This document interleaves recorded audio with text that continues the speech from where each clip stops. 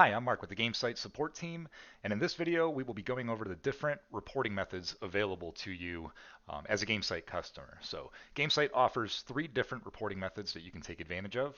The first one that we have is our reporting UI with several different reports available to you. You can customize these reports through your dashboard, even save those custom reporting views for quick and easy viewing the next time you log in. So you can get a pretty granular report using the reporting dashboard. Using our demo account here, I can show you some campaigns that we have with just some dummy data preloaded so we can look at the report in a little more depth. So looking at campaigns running on different networks like Facebook and Google Ads and Reddit, TikTok, even influencer campaigns that you may be running, you can get all of your data directly here in the dashboard. So looking at conversions, we're looking at impressions, clicks, ROAS, any other type of goals that you have set up that you'd like to measure and optimize towards. This will all show up in your Gamesight reporting. But you can take this a step further. You don't just have to look at Facebook and say, okay, we drove 2,000 purchases or 800 retention goals here, maybe 300 DLC purchases.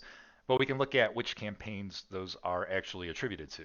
And even going even further and looking at individual ad performance. So all the way down to the ad level, where now we can say, okay, each of these individual ads are driving X amount of conversions per ad. So looking at the effectiveness of each individual ad. You can even take that a step further. If you have a cross-platform game, you can enable the platform filter.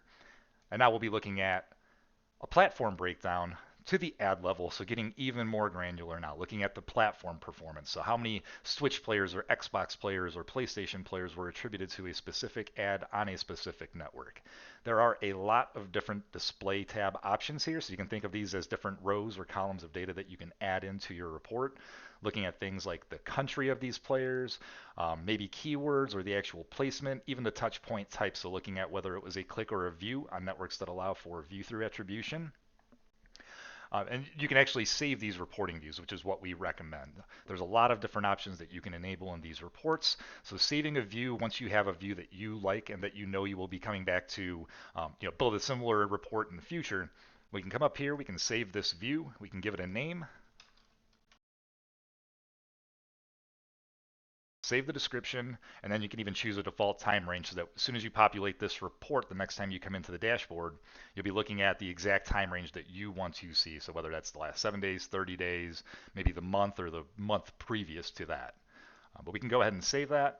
And the next time I come into my dashboard, if I just click on acquisition here, and then I come down to the campaigns report, all I have to do is look for my reporting view that I saved here in this drop-down list.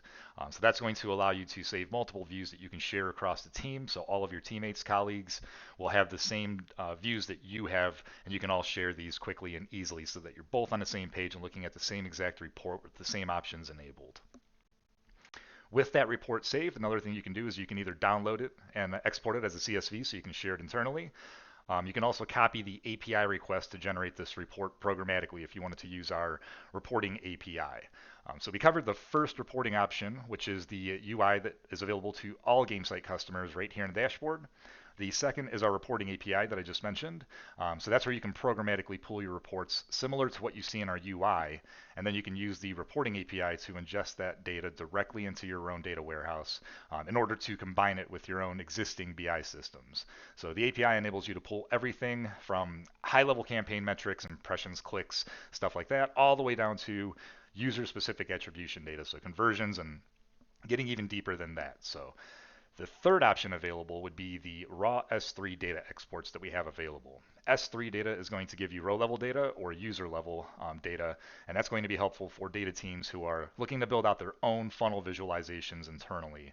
The raw data exports can be set up in AWS and GCP, and all you have to do is create the bucket and provide us with some required information, and we can get the rest set up for you. We have documentation below this video that will walk you through the different S3 options available to you and how to get those set up. And we also have documentation that takes you through all of the different reports available in your dashboard, how to use the reporting API, and how to get S3 data set up. I hope you found this video helpful. As always, if you have any questions, feel free to reach out. We are always happy to help.